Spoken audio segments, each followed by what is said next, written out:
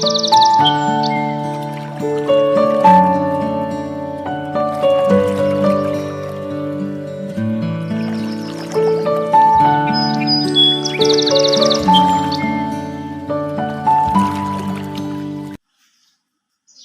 morning, my dear students. I am Mahesh Boye from Government Education College of Panvel, B.Ed, second year students. Students, how are you? Students, welcome to my 9th standard English class. Okay, students, last year you have studied that in grammar section, one of the most important topic in your grammar, parts of speech. If you remember this topic, students, if you remember this topic, parts of speech, one of the major figure of the grammar section. Are you understand, students? But today's another important topic in your grammar unit. You are studied. You are studying today's lecture. Okay, students? Now started today's section, today's lecture. Students, give me the answers, my some questions. Students, look at my screen and observe the first sentence. Can anyone read it? First sentence. First sentence is she has got a pea-sized brain. Are you understand? She has got a pea-sized brain. Students, तिला वाटाण्याच्या आकाराचा मेंदू आहे. या वाक्याचा अर्थ काय होतो? तिला वाटाण्याच्या आकाराचा मेंदू आहे. बाळांनो, खरंच का रे वाटाण्याच्या आकाराचा मेंदू असतो? खरंच वाटाण्याच्या आकाराचा मेंदू असतो? Yes or no students? असतो? तर नाही. इथे बघा, इथे एक अतिशयोक्ती झाली आहे. त्याला आपण हायपरबॉल म्हणू शकतो. Are you understand what I am trying to say that, students? Yes or no? Are you understand? तर ही अतिशयोक्ती म्हणजे काय? नेमकं कशाला अतिशयोक्ती म्हणायचं, हायपरबॉल कशाला म्हणायचं, हे आज आपण आजच्या तासामध्ये बघणार आहोत. Okay student, next sentence, read the next sentence. He is as a brave a lion. Are you understand? तो सिंहासारखा धाडशी आहे. बघा, इथे तुलना केली आहे, ह्या वाक्यामध्ये तुलना केली आहे. तो सिंहासारखा धाडशी आहे. सिंह कसा असतो? खूप धाडशी असतो. Are you understand? इथे उपमा केलेली आहे, म्हणजेच त्याला उपमा वापरलेली आहे, सिंहाची उपमा वापरलेली आहे. त्यानंतर last sentence, third sentence, read the flowers nodded. म्हणजे याचा अर्थ होतो फुलांनी मान डोलवली. बाळांनो, खरंच का रे फुलं मान डोलवतात? खरंच फुलांना मान असते का? तर नाही. इथे पर्सॉनिफिकेशन केलेले, इथे चेतना गुणवत्ती केलेली, म्हणजेच एक मानवीकरणाचं उदाहरण दिलेलं आहे. तर हे पर्सॉनिफिकेशन म्हणजे काय, ते आज आपण आजच्या लेक्चरमध्ये बघणार आहोत. Are you understand student? बाळांनो, आज आपण आपल्या ग्रामर युनिटमधला एक one of the most important figure, एक one of the most important topic, the figures of speech, हा टॉपिक आज आपण इथे बघणार आहोत. Okay students, listen. But students, look at my screen. काय दिसते माझ्या स्क्रीनवरती तुम्हाला? ज्वेलरी दिसते ना? ओके स्टुडंट्स, ज्वेलरी म्हणजे काय मराठीमध्ये? तर अलंकार. जसं की बाळांनो, आपण स्वतःला नटवण्यासाठी किंवा स्वतःला सजवण्यासाठी आपण वेगवेगळ्या अलंकारांचा, वेगवेगळ्या ज्वेलरीचा वापर करतो. तसंच एक भाषा आहे, ह्या भाषेला सुद्धा वेगवेगळ्या पद्धतीने नटवलं आहे, वेगवेगळ्या पद्धतीने सजवलं आहे. ती भाषा कशी सजली आहे, ती भाषा कशी वेगवेगळ्या रूपाने, वेगवेगळ्या पद्धतीने दिसते, ते आज आपण इथे बघणार आहोत. Students, figures of speech means, त्याला आपण मराठीमध्ये अलंकार म्हणतो, अलंकार. Okay students, are you understand? Figures of speech means अलंकार.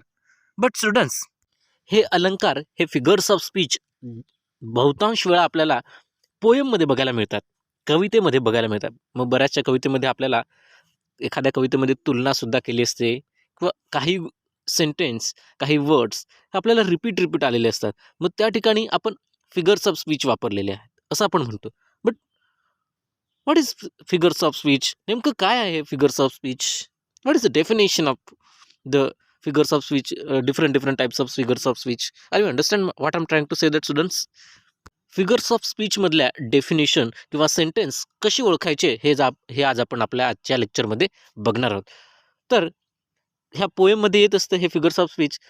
ते कशासाठी येत असतं? To make a attractive. ते अट्रॅक्टिव्ह बनवण्यासाठी येत असतं. पोएमला एकदम अट्रॅक्टिव्ह बनवण्यासाठी येत असतं. Are you understand what I am trying to say the students? Yes or no? Okay, give me the answer students. Yes or no? तर बाळांनो, या या फिगर्स ऑफ स्पीचमधला किंवा ह्या भाषेच्या अलंकारामधला आपण पहिला अलंकार बघणार आहोत. पहिलं फिगर्स ऑफ स्पीच बघणार आहोत, alliteration.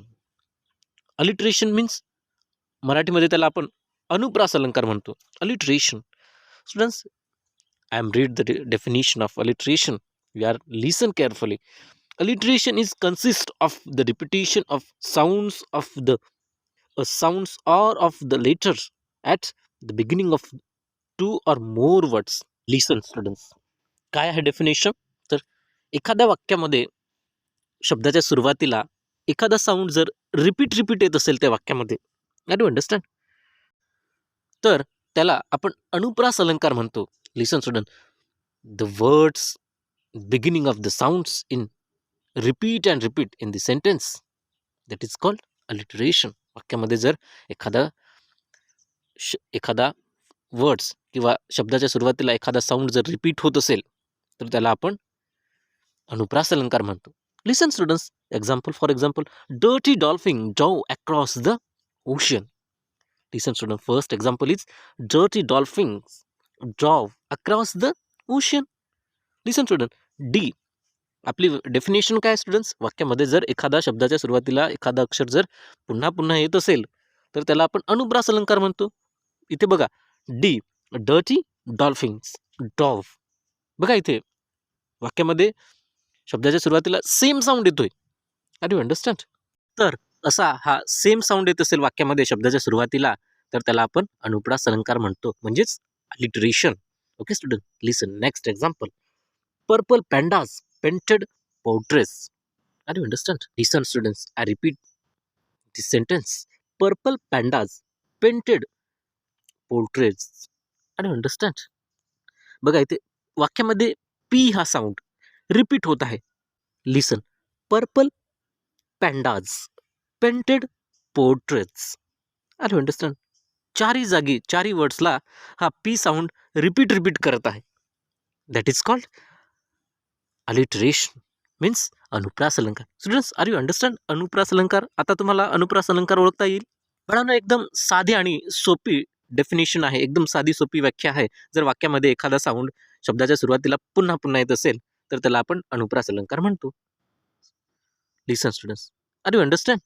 Students, listen next, figures of speech, repetition. Listen students, repetition म्हणजेच पुनरावृत्ती, रिपीट.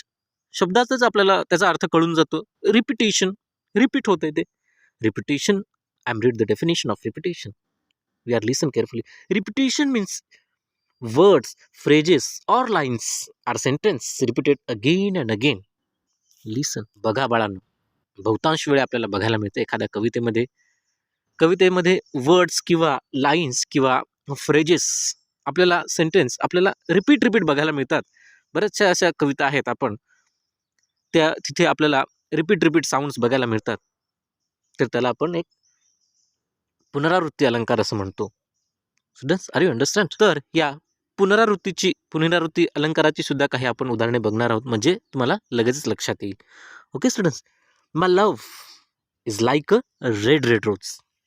लिसन, माझं प्रेम काय आहे? एक लाल गुलाबासारखं आहे माझं प्रेम. Are you understand? My love is like a red rose. Listen student, red definition काय आहे आपली? वर्ड्स, फ्रेजेस और lines repeated again and again in this sentence. हे आपली डेफिनेशन आहे. बघा इथे रेड हे दोन शब्द रिपीट होतात वाक्यामध्ये. That is called repetition. Are you understand students? Next example students, listen, twinkle twinkle little star how I wonder what you are. तुम्ही ही कविता ऐकली स्टुडंट्स? आपण प्राथमिक स्तरावर अभ्यास करत असताना इंग्रजीच्या पुस्तकामध्ये ही कविता आपण अभ्यासलेली आहे. Twinkle twinkle little star how I wonder what you are. बघा इथे ट्विंकल हा शब्द रिपीट होतोय वाक्यामध्ये. ट्विंकल हा शब्द रिपीट होतोय. अशा ह्या रिपीट होणाऱ्या शब्दांना किंवा वाक्यांना किंवा लाईन्सला आपण रिपिटेशन असं म्हणतो, म्हणजेच पुनरावृत्ती अलंकार असं म्हणतो. Are you understand students? Students listen. Next figures of speech. Next is simile. Simile म्हणजेच मराठीमध्ये त्याला आपण उपमा अलंकार म्हणतो. उपमा अलंकार च्या ह्या तासाच्या अगोदरच आपण एक उदाहरण बघितलं होतं. If you remember this sentence, if you remember this line, he is a brave a lion. तुम्हाला आठवत असेल, हे आपण तासाच्या सुरुवातीला हे वाक्य बघितलं होतं की तो सिंहासारखा धाडशी आहे. तिथे उपमा दिली होती, आठवते तुम्हाला? आठवत असेल तर तिथे ते सुद्धा एक सिमिली या अलंकाराचं उदाहरण होतं. तर ह्या सिमिलीची डेफिनेशन काय आहे? सिमिली म्हणजे काय? आपण सिमिली कशाला म्हणतो? उपमा अलंकार कशाला म्हणू शकतो? तर त्याची डेफिनेशन आपण म्हणू शकतो, इथे बघू, इथे आपण लक्षात घेऊ. Simile is a comparison between two different objects. Are you understand? Simile is a comparison made between two different object. सिमिलीमध्ये काय केली जाते? दोन भिन्न भिन्न गोष्टींची तुलना केली जाते. Are you understand students? Simile is introduced by the words as, like, so, etcetera. Listen student, इथे दोन गोष्टींची तुलना केली जाते, हे बरोबर आहे. परंतु त्या वाक्यामध्ये ॲज, लाईक, सो हे वापरले असतात, हे शब्द वापरलेले असतात. त्याला आपण सिमिली म्हणतो. सिमिलीमध्ये काय केलं असतं? तर ॲज, लाईक, सो हे शब्द वापरून इनडायरेक्टली तुलना केली असते. बघा, indirectly, direct comparison and indirect comparison. Are you understand? तिथे इनडायरेक्टली कंपॅरिझन केली असते. Listen students, for example, I am read the example. The flowers is as pretty as a picture. Listen students, the flowers is as pretty as a picture. बघा, इथे फुलांची तुलना कशी केली? एकदम प्रिटी आहेत. लिसन स्टुडंट्स, इथे ॲज हा शब्द वापरलेला आहे. Listen students, the next example students, he is as sober as a जज. लिसन स्टुडंट, इथे सुद्धा ॲज शब्द वापरून तुलना केलेली आहे. स्टुडंट्स, रिपिटेशनमध्ये आपण एक उदाहरण बघितलं होतं, इफ यू रिमेंबर. ते उदाहरण होतं, my love is like red red rose. If you remember, it's a beautiful sentence. Robert Burns, poet, very famous poet in British literature. Robert Burns, त्यांची पोएम आहे my love is like a red red rose. बघा, इथे प्रेमाची तुलना केली होती, तिथे सुद्धा लाईक शब्द वापरलेला होता, आठवत असेल आपल्याला. Are you understand students? अशा पद्धतीने आपण ॲज, लाईक, सो हे शब्द वापरून इथे इनडायरेक्टली तुलना करू शकतो. ह्या सिमिलीमध्ये इनडायरेक्टली तुलना केलेली असते. Okay students, are you understand students? Okay students, listen. Next figures of speech. Next is metaphor. मराठीमध्ये त्याला आपण रूपक अलंकार म्हणतो. मेटॅफर म्हणजेच रूपक अलंकार. I am read the definition of मेटॅफर. मेटॅफर is a comparison made between two different objects, just like a simile type. Okay, ते एक सिमिली प्रकारचं, आपण सिमिलीचं डेफिनेशन बघितली होती, त्याच प्रकारचं इथे सुद्धा तुलना केलेली असते. काय आहे मेटॅफरमध्ये? तर comparison made between two different object, but do not use by the as, like, so words. Listen student, बघा इथे इथे काय आहे? तर ॲज, लाईक, सो हे शब्द वापरायचे नाहीत. म्हणजे इथे डायरेक्ट तुलना करायची आहे. तिथे आपण ॲज, लाईक, सो वापरून इनडायरेक्टली तुलना केली होती सिमिलीमध्ये. तर इथे मेटाफॉरमध्ये काय होते? डायरेक्ट तुलना होते. Listen students, listen students, for example of the metaphor, you are an apple of my eyes. Listen students, बघा इथे इथे डायरेक्ट तुलना केलेली आहे. बघा इथे ॲपल अँड आईज यांची डायरेक्ट तुलना केलेली आहे. त्यानंतर दुसरं उदाहरण आहे, listen. Oceans sounds is music to my ear. Listen student, बघा इथे ओशियन साऊंड्सची तुलना केलेली आहे, बट इथे डायरेक्ट तुलना केली आहे. इथे ॲज, लाईक, सो हे शब्द वापरलेले नाही. ओशियन साऊंड्सची तुलना music to my year.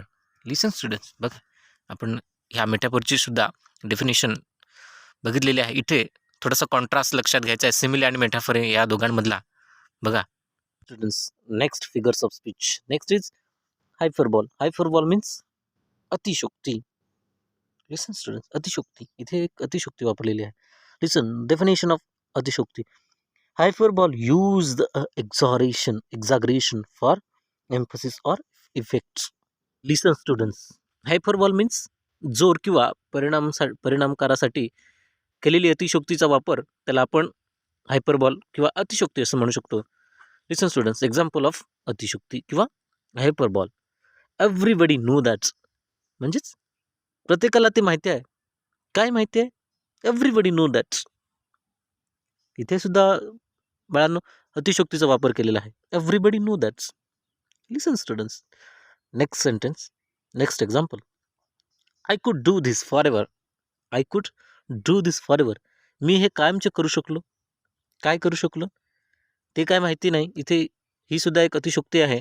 I could do दिस हे सुद्धा एक अतिशोक्तीचं उदाहरण आहे. Okay students, are you understand? इथे सुद्धा एक जाणून बुजून केलेली अतिशोक्ती, त्याला आपण हायपरबॉल असं म्हणतो किंवा अतिशोक्ती असं म्हणतो. बघा. Okay students, are you understand? विद्यार्थी मित्रांनो, अशा प्रकारे आज आपण फिगर्स ऑफ स्पीच यामधील सुरुवातीचे 5 फिगर्स किंवा 5 अलंकार आपण इथे अभ्यासलेले आहेत. तर अशा पद्धतीने या फिगर्स ऑफ स्पीचवर आपण एकदा पुन्हा रिव्हिजन करून बघूया. फर्स्ट क्वेश्चन आहे, it's a raining cats and dogs. ओळखायचं इथे फिगर्स ऑफ स्पीच कोणतं आले.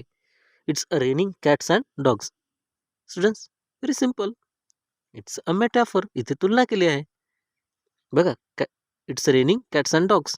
बट इथे डायरेक्ट तुलना केली आहे. डायरेक्ट तुलना केली आपण मेटाफरमध्ये बघितलं. डायरेक्ट तुलना आहे. Okay student, next sentence. Her expression was as cold as ice. बघा, आपली सिमिलीची डेफिनेशन काय आहे? A comparison made between 2 different objects use by the as like so. बघा इथे ॲज लाईक सो ह्या वाक्यामध्ये आलेलं आहे. तर हे सेकंड नंबरचं वाक्य हे सिमिली आहे. Listen students, very simple sentence. Then third, Walter wandered wine was. Listen. बघा विद्यार्थी मित्रांनो, इथे ह्या वाक्यामध्ये words begin to same sound are side by side. Okay, या वाक्याच्या मध्ये प्रत्येक शब्दाला सुरुवातीला सेम साऊंड येत आहे. तर असा सेम साऊंड येणारी जी आपण डेफिनेशन बघितली होती, जे आपण अलंकार बघितला होता, पहिलाच अलंकार होता आपला, तो म्हणजे अलिटरेशन. अलिटरेशनमध्ये आपण words begin to sound same sound by side. Are you understand students? That's a simple definition. तर अशा पद्धतीने आज आपण ह्या अलंकाराचे 5 सुरुवातीचे प्रकार अभ्यासले आहेत. या 5 प्रकारांवर मी तुम्हाला एक छोटासा होमवर्क देत आहे. तो तुम्ही होमवर्क तयार करून आणायचा आहे. ओके स्टुडंट्स, लिसन. मी तुम्हाला इथे काही सेंटेन्स देत आहे. ते तुम्ही सेंटेन्स सॉल्व करायचे आहेत. त्यामधला फिगर्स ऑफ स्पीच कोणता आला आहे, त्या सेंटेन्समध्ये कोणता अलंकार आला आहे, ते तुम्ही ओळखून तो स्वाध्याय तयार करायचा आहे. तो होमवर्क तयार करायचा आहे. Okay students, and then students next अलंकार, नेक्स्ट आहेत जे फिगर्स ऑफ स्पीच, ते आपण पुढच्या तासिकेला बघणार आहोत. ओके स्टुडंट, तत्पूर्वी आपण आज इथे थांबूया. Okay student, thank you.